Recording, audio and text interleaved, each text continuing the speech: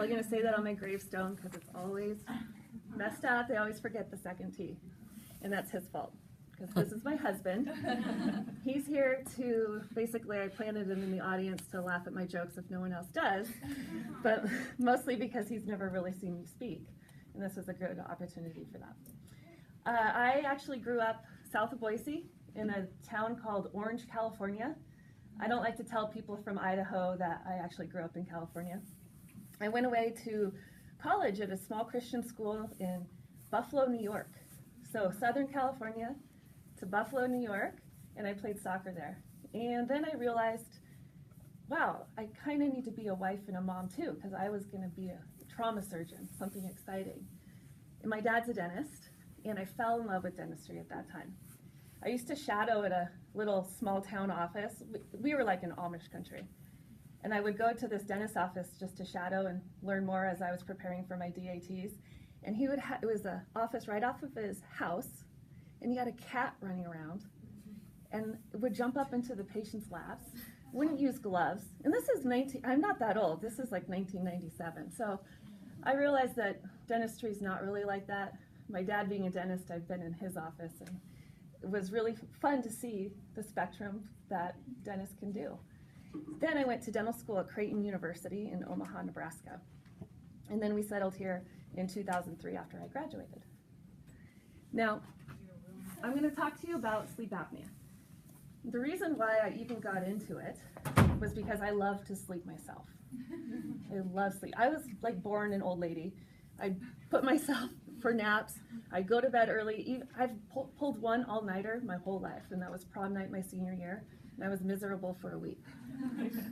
Now, I know Sarah has, or Professor Jackson, has had you do a little preparation ahead of time. But what I want you to remember is what you know right now, and it's probably not a whole lot. You guys are going to get more education than medical students even get, and especially dental students. It's not in our curriculum, and it's one of the most important things we can provide for our patients. We see sleep apnea and the importance of sleep everywhere.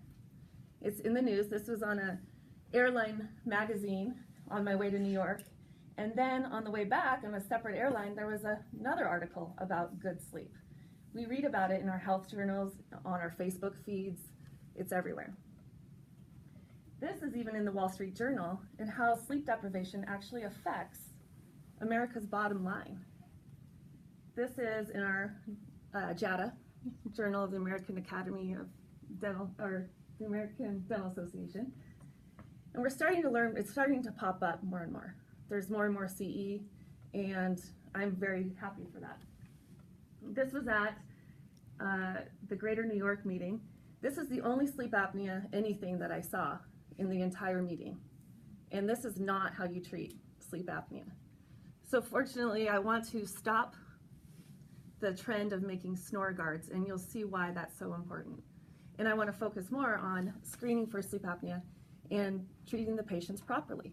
If you gave your patient this, and then they were diagnosed with sleep apnea and told to get an oral appliance, do you think they're going to go get one? Because this was their experience. And we're here because we know people that struggle with sleep. Any of you, I already heard someone diagnosed their husband with sleep apnea already. Does anyone else struggle with sleep? Insomnia, stress? Yeah. Oh, more hands should be up. Yeah. We also love our patients and love what we do. And this is a very thankful patient that was more than happy to give a testimonial because it changed her life. And when someone comes in and I give them a beautiful smile, I love it. You know, seeing the tears trickle down and they're glowing from ear to ear. But when someone comes in and says, "You saved my life, you gave me my life back," it is so touching. My husband always knows, it's a small town where I live, and if we go out to a restaurant, first of all, it drives my son nuts. He's like, all you do is talk to patients. But I run into a lot of patients. And I'll go over and say hi, and my husband always knows that was a sleep apnea patient. I'm like, how'd you know that? He's like, because they gave you a hug, their wife gave you a hug, they introduced you to everyone around. He can always tell when you've given someone their life back. Plus, this is my local Rite Aid. This is an entire aisle dedicated to sleep. So it's pretty obvious that Americans struggle with good quality sleep. This is my office, Post Falls, Idaho. You guys know where that's at. I know there's an invisible wall right at the Idaho-Washington border, but you guys can cross over. I treat a lot of patients from Washington. And I added this aspect to my practice, Sleep Better Northwest. Now, it's not a separate business, it's more of a separate identity. And the reason why is because I've taken so much training in this and interest in this that I don't want patients to think that they have to transfer to Post Falls Family Dental as a dental patient in order to be treated for this. And if a dentist hasn't been trained in it, they shouldn't, first of all, medical billing is really a pain in the butt. But if you're not trained in it, you should probably not treat it. So I want to open that door for patients to come in.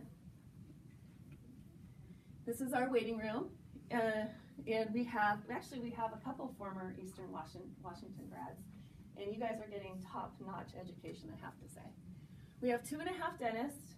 The third one's really small, so I'm just kidding. He is petite, but he's only there Thursdays and Fridays.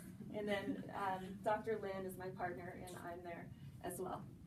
We have a lot of employees and do a lot of bread and butter dentistry. It's truly a family dental practice. I have to do occlusals on 3-year-olds. Walking into that appointment, I'm like, oh, I'm going to make or break this 3-year-old for the rest of their life. It's stressful, but we love to see families. I do a lot of fillings, crowns, extractions, dentures, you name it. But I do this sleep apnea 2 days a week now, and we see a lot of patients and help a lot of patients. So there's our team.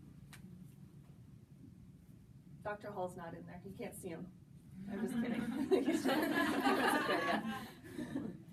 Now, what I want to tell you is why I never wanted to treat sleep apnea first. This is back in 2008, and this is Phyllis. She's a great patient. I made a perfect crown on number 3, and then she came in complaining that it was getting food impacted. I'm like, well, that's strange because I remember there being contact. Well, she started wearing an oral appliance, something to wear at night to advance her jaw so she could breathe. And it changed her bite. She now had a posterior open bite, only contact on the anteriors. So I was mad, you know, it's like some other dentist made my patient this appliance and it changed her bite. So I immediately referred her to the orthodontist. You can see this is March of 2008.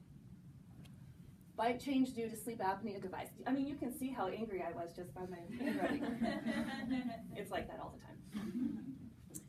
And in all his wisdom, the orthodontist sent her back and said, no orthodontic treatment recommended at this time.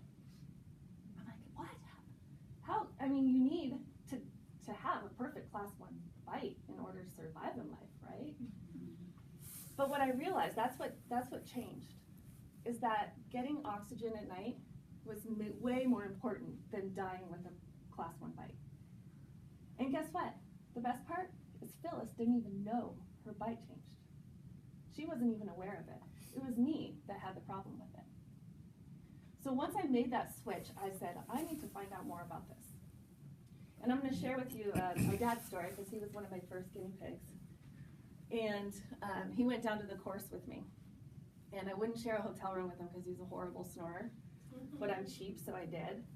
But I think when it affects you personally as well, it really helps you want to go out and spread the word.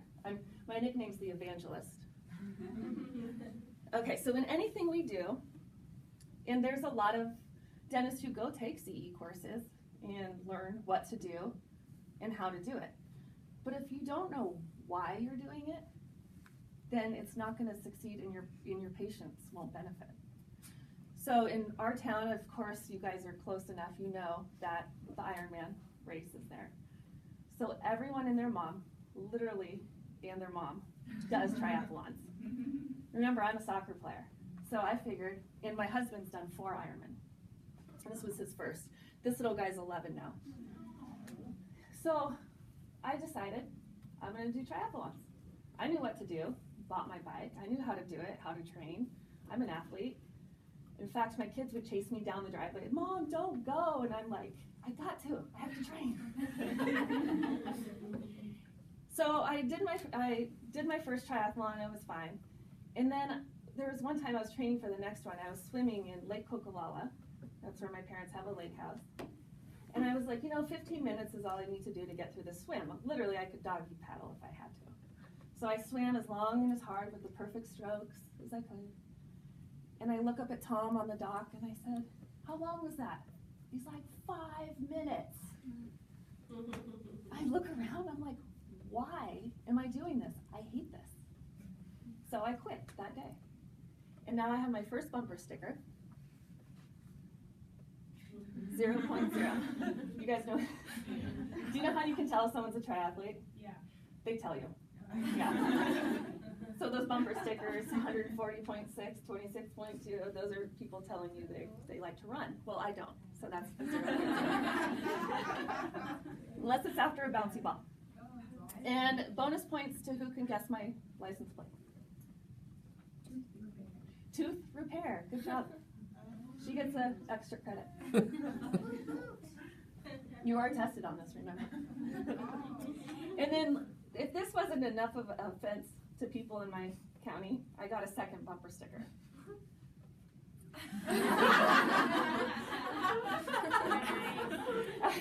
I didn't, sometimes we'll get like thumbs up and stuff, but we were just up at Schweitzer last weekend and my car was really dirty.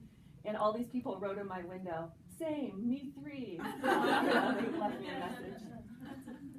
Okay, so the whole purpose in telling you this is that in anything in dentistry or even life is that you're going to learn what to do and how to do it, but you guys need to know why. And I found my why was sleep. You don't do it for the money, I'll tell you that. Okay, so it's not going to save your practice, but a way to save your patients. It's also a way to improve the quality of their lives. There's Schweitzer right there. I love giving these lectures in like the South. First of all, I have to tell them where Idaho is and tell them we're not Iowa.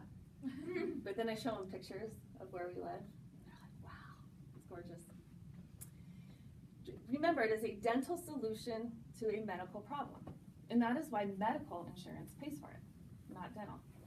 It's really foreign to medical insurance is dealing with dentists as well because we're so separate. But I don't think they realize that it's all connected. So how we're going to start today is just basics of sleep, and then we'll move into some of the health consequences, dental signs and symptoms, and hopefully wrap it up so there's questions for you at the end. And we'll have a 10-minute break somewhere in there. The first person I see falling asleep gets to come see me for a consult on Monday. Okay, so Dr. Dement is kind of the godfather of sleep in our country and discovered REM, started the first sleep lab, and working at Stanford, he said he had just an entire like petri dish of subjects, test subjects, but he's not allowed to test on students anymore. It has to be rats and things like that. He did a sleep deprivation study on a student, and the student stayed awake for 13 days, I believe. You can imagine the effects on the body and why he can't do that anymore. But the reason why I share this with you is because he was very smart, and I wish people would listen to him. So he said, the great irony about the emergence of dental sleep medicine is that generations of dentists have looked in the mouths of countless individuals with sleep-disordered breathing without knowing of the disorder. And what a disservice to our patients that this is not taught in dental schools because we stare at airways all day long. In addition, given that the dentist is often the first and only healthcare practitioner to look in the oral cavity, a good knowledge of sleep apnea should be part of the profession's knowledge base. So that's why I was more than happy to come, because I want you guys to see your patients through different lenses and not just looking at that piece of calculus on the distal of 3, right? Especially hygienists. You spend the most amount of time with them. And how many patients even have a primary care physician? Not many. And if they do, it's good to go get antibiotics for a cold, and they don't even bring up sleep or their health or snoring. So basically, Sleep is the natural periodic suspension of consciousness.